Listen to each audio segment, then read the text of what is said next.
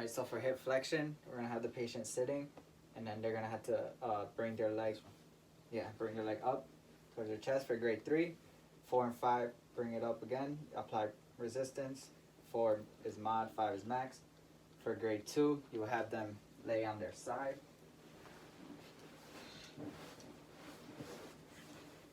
While you support the leg, and then tell them to bring their knee towards their chest.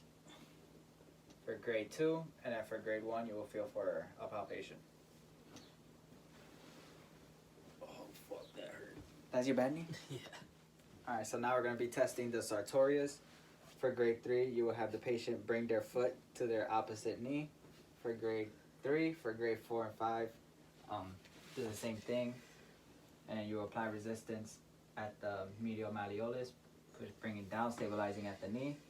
4 is mod, 5 is max. For grade 2, laying down on their back, bringing their knee to their their foot to the opposite knee.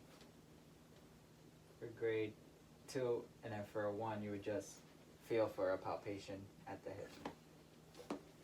Now we're going to be testing hip extension. For grade 3, you have the patient bring their leg up.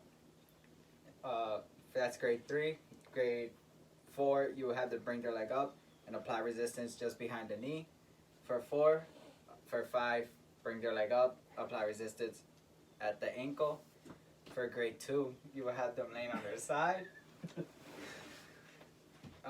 You will support the leg and have them bring it back.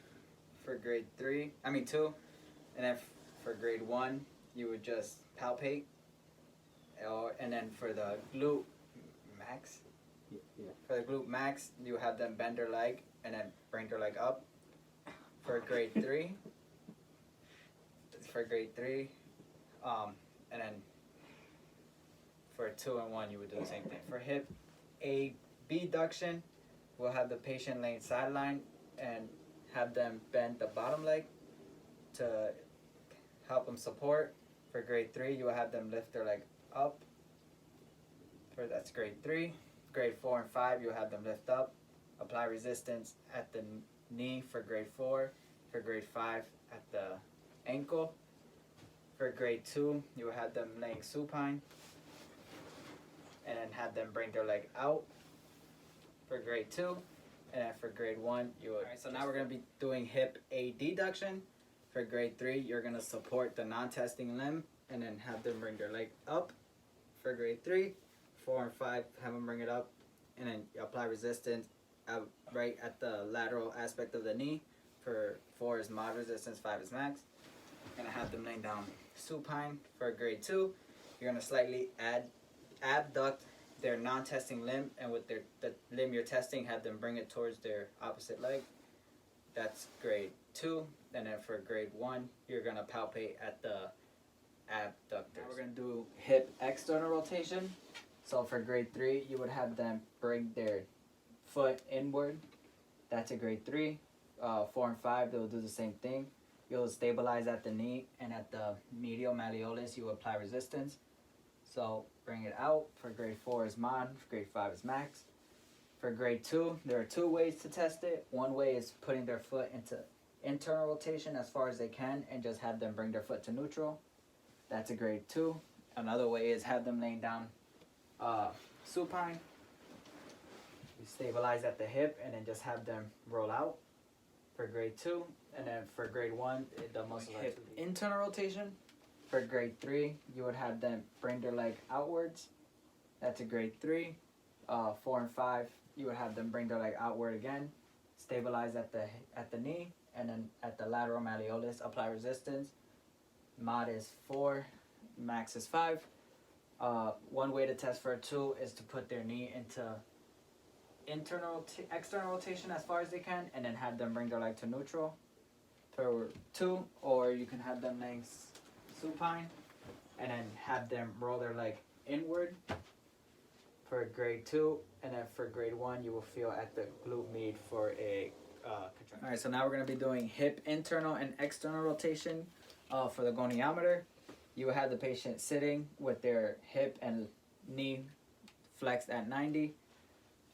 You will have the fulcrum at the patella, The stationary arm will be perpendicular to the ground, and the moving arm would be lined up with the crest of the tibia, using the reference point in between the two malleoli, and it will be a firm end field, and the range of motion will be 45 direction in each way, 45 degrees in each direction.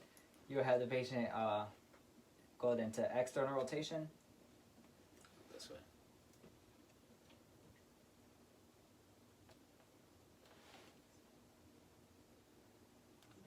That'll be, alright, that's that 32 degrees. And then the other way.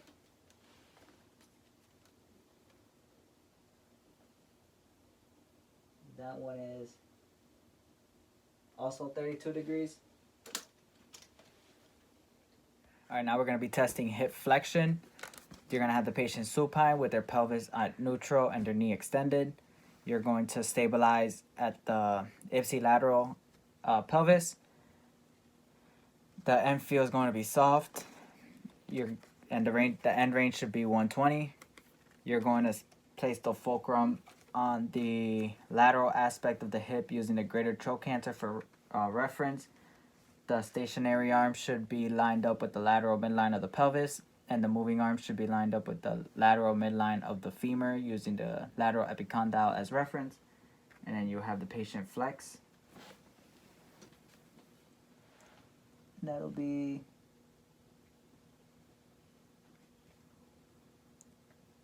it's 112 degrees. Alright, so now we're going to be testing hip extension. You're going to have the patient prone with their knees extended and their hip at neutral.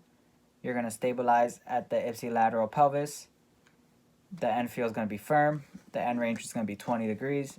The fulcrum is going to be lined up with the lateral aspect of the hip using the greater trochanter as reference.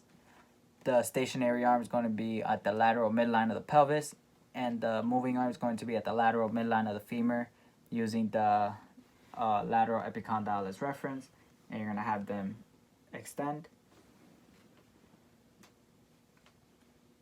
That is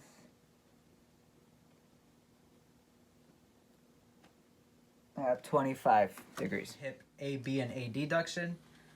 The position will be having the patient supine with their knees extended and their hips at 0.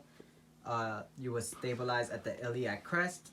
The end feel is going to be firm, and the alignment, you will have the fulcrum at over the ASIS. The stationary arm is going to be lined up with an imaginary line connecting the two ASISs, and the moving arm is going to be on the anterior midline of the femur using the midline of the patella for reference. For AB duction, it's going to be 55 degrees. So you want to go ahead and adduct.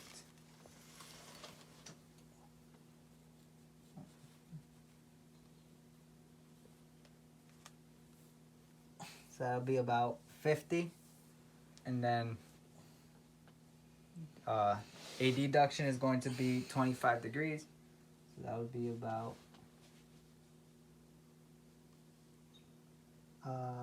15.